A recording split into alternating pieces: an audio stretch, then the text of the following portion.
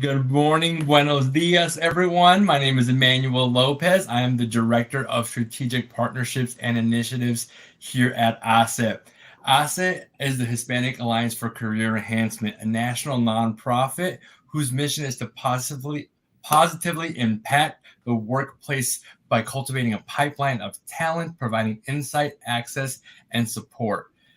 Again, thank you everyone for joining us this morning. This morning we have Eileen Rainey with us today. Eileen, introduce yourself. Hi, good morning. How's everybody doing? I'm happy to be here. My name is Eileen Rainey. I'm the Vice President of Transaction and Real Estate Taxes at Hyatt. Awesome. Well, thank you so much. But before we kick off, just a few announcements for everyone out there in the virtual world. We do have our virtual career fair coming up on August 15th, so make sure to mark your calendar. We also have our Hombres de HACE leadership program that's live for you to be able to register. Our university leadership applications are open as well to register, and we have our recruitment series coming up on August 30th. And mark your calendars for September 27th, Latinas in the Workplace, which Hyatt would also be participating in that recruitment series. Now, one question we like to start off with, Eileen, is how do you like your cafecito? Okay, well, I love coffee. So every morning I start with an espresso pod. And if I'm working from home, I always drink that. But if I'm going into the office, I like to treat myself, and I'll get a Starbucks. I have it right here with me, actually. Venti iced coffee, unsweetened with a splash of oat milk. It's very specific. And I even love to drink iced coffee during the winter months in Chicago. Yes, I am the same way. I have two of these big tall boys right here. I don't know if you could see them, of coffee, a little bit of oat milk, and a splash of sugar-free vanilla, which I did order from Starbucks. Yum. I have this Starbucks bottle at home. That's a good tip. I like that. Awesome. Well, let's start off, Eileen, for a little bit. As a Latina in a leadership role, what is Hyatt doing to promote diverse leadership? Sure. Well, do you want me to start a little bit with my background first? Yes, your background first. Yeah, great. So first, in terms of my heritage, so I'm Puerto Rican, and I was born in Bayamon, Puerto Rico. My family moved to the United States, specifically Chicago, Illinois, when I was 4 with my brothers and sisters.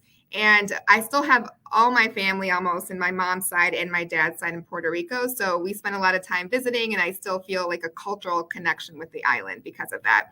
And I have 2 children. I have a 5-year-old and an 11-year-old, and they've had the opportunity to go visit Puerto Rico as well. Puerto Rico is on my bucket list. So that is one place that I do want to go. It's amazing. You have to go. Yeah, again, it's there. I always see, TV shows, and the water just looks so amazing. And Puerto Rican food is my favorite food to indulge. I'm a big Jibarito fan. But again, Eileen, going back to your question, thank you for sharing your cultural background. Yeah. But as a Latina in our leadership role, what is Hyatt doing to promote diverse leadership? Yeah, so let me tell you a little bit about my background first, my professional background, and kind of how I got here. So, I've had some unexpected turns in my career. So sometimes you feel like you're taking steps, backwards, or you're taking baby steps. And to set the stage, I got an undergraduate degree in accounting, and then I decided to go to law school. And I graduated from law school. I worked for a couple years, and I wasn't passionate about what I was doing. So I decided to go back to school, and I got an LLM in commercial real estate law. And guess when I graduated? The worst timing ever. I graduated in 2008. With some of you who may have been in the workforce during that time, that's what we call the Great Recession. So I was lucky to land a job working for a local boutique real estate firm. But then later on in the year, I got laid off. So I had to decide what I was going to do, because at that point, firms weren't hiring real estate attorneys. It was impossible to find a job. So I, leaned on my network. I met people for coffee. I checked in with my friends from law school, and I found out that Hyatt was hiring for a tax analyst. And they were looking for someone who had an accounting degree and also a law degree, because in my role, we do a lot of state and local tax research and provide guidance to the hotels. So thankfully, eventually I got the job, and now I've been here for 15 years. And, obviously I've made it up now to vice president, and I have operational oversight over the company's indirect tax function, which is over our managed hotels, the US, Caribbean, Aruba, and Canada. And then I also oversee the real estate taxes for our owned and leased hotels. Wow, that is, like you said, step back, moving steps forward. That is awesome. Right. Yep, definitely. Everything happens for a reason. Everything happens for a reason. Yes. It's great. That's great to hear. Yes, moving forward, right? Moving forward with the question, how is Hyatt helping your leadership role within your organization? So I have to say, Hyatt is taking a lot of bold steps. In 2022, one of our strategic priorities was a call to create a solution for the development of high potential leaders, and specifically women and people of color. So we launched a sponsorship program pilot, which is targeting a group of high potential leaders. And what I love about the program is the point of it is to kind of promote women and people of color within the company into senior roles, stretch projects, and also mission critical initiatives.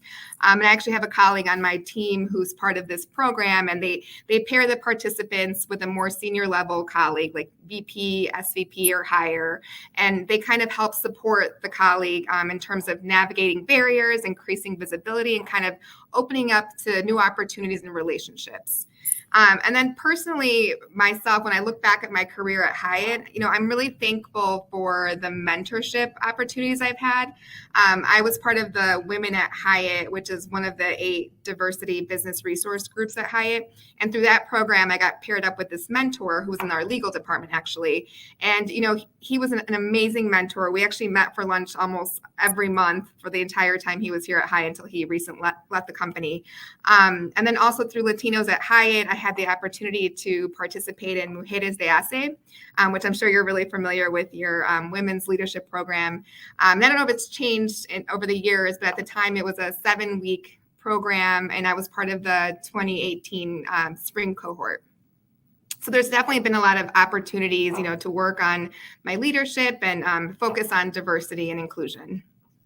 Wow, yeah, Mujeres de HACE has been around now. We celebrated our 15 years at the summit. So it was great to hear how that program has helped you elevate to where you're at now, and also the great opportunities, right, that Hyatt is offering to their diverse talent. That's really awesome. Definitely. Now, one thing is that we talked about previously. What is change starts here, and what does that mean to you, like personally and professionally? Right. Okay. So in June of 2020, Hyatt launched Change Starts Here, which was basically a call to do better, be better, and really take those bold steps that I was talking about earlier in the conversation to accelerate our diversity, equity, and inclusion efforts. And we do this through 3 actionable goals. The first one is who we employ, develop, and advance.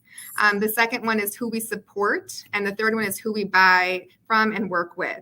And if I have time, I would love to walk you through a little bit more detail about each of the goals and highlight some of the accomplishments. Sure, go ahead. Yes, perfect. Go ahead. And I'm going to read a little bit because I don't have this memorized, but and I want to make sure I get this right because it's so impressive what Hyatt is doing. But for the first one, who we employ, develop, and advance, our goal there was to double representation for women and people of color, respectively, in key leadership roles, which includes doubling the representation of Black leaders for the U.S. And to highlight some of our accomplishments there, we're more than halfway, actually 70%, to achieving our 2025 goal of doubling the representation of women in key senior level roles outside of the U.S. And in the U.S., we've added 360 women in senior leadership roles across the globe and 387 managers who identify as a person of color. And that's, within the U.S. That's awesome. Isn't that amazing? That's amazing. 70% already to that goal is phenomenal. Yeah, no, I'm so proud of Hyatt, and all these steps are just so bold, and it's amazing how much we've accomplished so quickly. And the next one is who we buy from and work with, and the goal there was to achieve 10% Black spend as a percentage of all diverse and women-owned U.S. supplier spend. And to highlight our achievements so far, we have identified and added over 500 new Black suppliers since 2020, and that number grows each month. So it's pretty amazing. Wow, you guys are really walking the walk and talking the talk, it Yes, sounds like. exactly. And then lastly, who we support. Like there's several goals here, but I wanted to highlight the one about our goal to make financial contributions totaling 1 million in support of strengthening Black communities in the U.S. And to highlight our accomplishment here, Hyatt Hotels Foundation invested 1 million to disseminate it across 6 nonprofit organizations, which are located in Chicago, Minneapolis, and Atlanta over a 3-year period. So I just am so proud of the company and all of our efforts to get to this point. That is, yeah, those are some things that you don't really hear about. I think we Right. were talking Yeah. earlier of all the great opportunities that Hyatt is really, being that trailblazer when it comes to being able to promote diversity within the organization. And for me personally, I have seen an emphasis on, delivering diverse candidates when it comes to the hiring process. Recently, we had initiated a project. It was called like the Enhanced Job Description Project. So the focus there was that each open role that gets listed, on Hyatt Careers page, it has an emphasis on appealing to and attracting stronger, diverse candidates. And I myself have seen it because I posted, open roles in our department. We have posted open roles. And in addition to that, like our finance is part of the Mary T. Washington Wiley internship program. And it's a wonderful program organized by the Illinois CPA. And as part of that program, we have a lot of diverse talent interns. Our team specifically had an intern a couple years ago, and she was amazing. It was just a wonderful experience. Yeah, again, that is internships. At HACE, we like to focus with our talent and our members from the classroom to the boardroom. So again, if you're out there and you're looking for an internship, if you're looking for opportunities, be sure to go to our job board and our career board here at HACE and sign up and be able to get engaged and see the opportunities that Hyatt has to be able to be a part of an organization like Eileen. 15 years going strong, right? We love it here. And just a little plug for our tax department. We actually do have a couple open positions, not under my team, but another team in our department. So feel free to message me on LinkedIn if you're interested. It should be posted on the Hyatt Careers page. Yes, awesome. Thank you for that. Now it's that time of the day. To our fellow Cafecito participants, what are some questions that you might want to have to ask for Eileen today? Put it in the chat.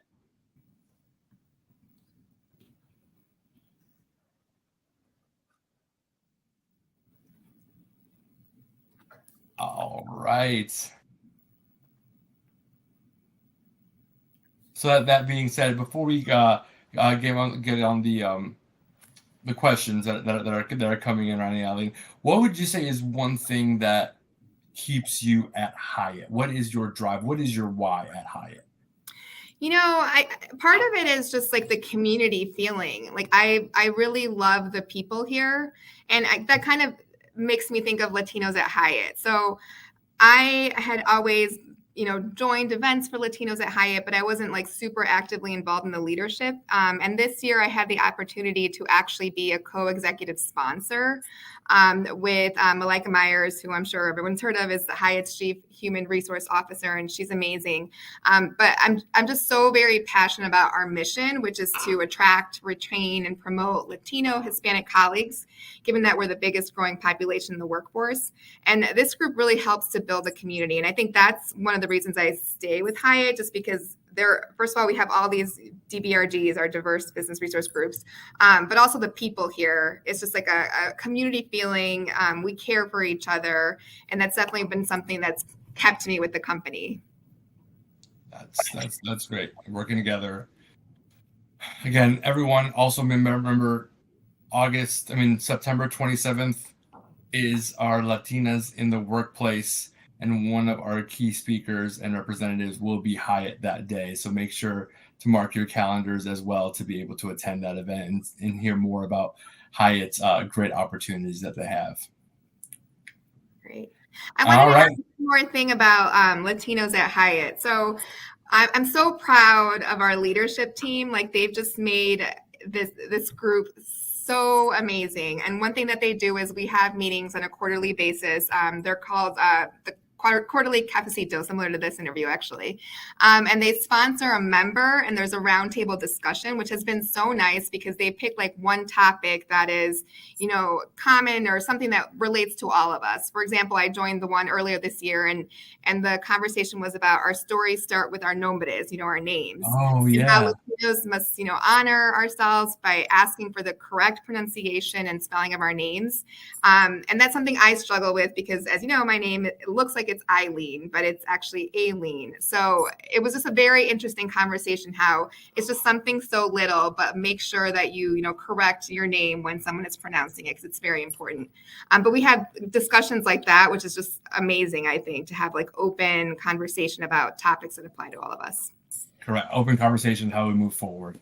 Now, Exactly. we did have a question from Elva Luna. How did you get to where you are? What was the challenge in your journey that you faced? And you provide advice on that. Yeah, for me, I felt like I had to be an advocate for myself, which is difficult. So when I started at Hyatt, as I mentioned, I was a tax analyst. And actually, since I started during the Great Recession, my boss actually got laid off. So I literally I was reporting directly to a vice president who did not know about my area or about the day-to-day. So I had to learn quickly, and I also had to advocate for myself to create positions along the way. So for example, like my VP title right now, that's a new role. Like that was not an existing role at Hyatt. So that's something that I think is very important that we remember. And it's a challenge, but it's important that you advocate for yourself and make sure you find mentors and people who support you. Like my boss was the most supportive person ever, and thankfully I had him. But just like find someone who's in your corner to help mentor you or sponsor you, to give when you're not in the room to kind of talk about all the great things you do. I think that's really important in your career, but then don't forget to advocate for yourself. Advocating for yourself is very, very important. Now, here we have another question for you. Thank you so much for sharing your experience. This is an inspiration for other Latinas in the workplace, and more of a comment than a question. Thank you. So thank you so much for that. Now, what advice from Victoria? What advice do you have for job seekers if someone was laid off in the beginning of July? Yeah, I mean, obviously I have experience with that. It's hard, and Victoria, you're going to get to the right place. Like I remember when I got laid off, I took a week and I was just crying and I went to work out. I needed to like worry about my mental health, but then you have to get back on there. And I started scheduling coffee dates. Like I went on LinkedIn and tried to find people who were in the industry I wanted to get into, or again, like I mentioned earlier, I just thought about my network. Okay, who do I know? Who do they know? That might have an open position, but you really have to get out there because when you're meeting people, they will think of you when a position opens up.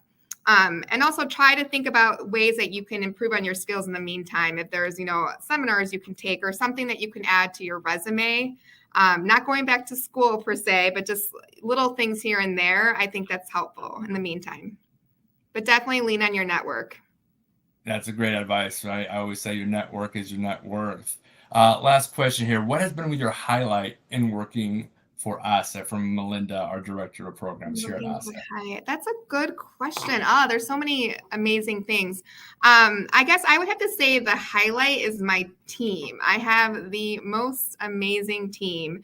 And in 2020, during the pandemic, which obviously was a very tough time, we took over a team at our shared service center in Moore, Oklahoma. And so now they handle all the compliance, tax returns and audits for our hotels. So that team now rolls up into our team, and we just work so seamlessly, and we are constantly caring for each other. Like we have focused so much this year on well-being and just checking in and making sure people are taking time to prioritize their mental health. And we every time we have a meeting, we're like, oh, what did you do this weekend? What are you doing this week? Is there anything fun going on? Just placing the importance on that. And that's definitely been my highlight, just like the relationships I've built with my team and how close we are and that we really care for each other, which is Hyatt's purpose. We care for our people so we can be their best. That's great. And shout out to all my fellow Oklahomans. Yeah. Now, final question for the day this morning. What are you hopeful for, or a positive story that gives you hope for this year? So it's similar to what I was just talking about. So like during the pandemic, that was the travel and hotel industry was obviously hit really hard. It was a difficult time for everybody, but we were working crazy hours. People were getting laid off, and the stress of that, and then kids are working remotely from home. At school remotely from home. So it was definitely a very tough time in terms of mental health, like depression, isolation, and anxiety. And I feel like Hyatt, with our purpose for caring for our colleagues, and has been such an uplifting story this year. I feel like we have placed so much focus on that in terms of World of Care. We have Hyatt Well Check. Hyatt also offers a Headspace free access for meditation. But on the day-to-day, like I've noticed that from the top down, we're really focusing on that. Our senior vice president during our department meetings will have colleagues highlight what they're doing for well-being. And the other day, the director on my team sent me a small gift in the mail, and it was a desk calendar, and it was talking about what's your priority for self-care. So each week, write what you're doing for your self-care. And I just think that's so uplifting that we're all like really focusing on it and talking about it. And I think that's going to make all the difference. Well, thank you so much, Eileen. Thank you for joining us today. Again, thank you, Hyatt, for being a partner of HACE. And hasta luego, everyone. Bye. Thank you.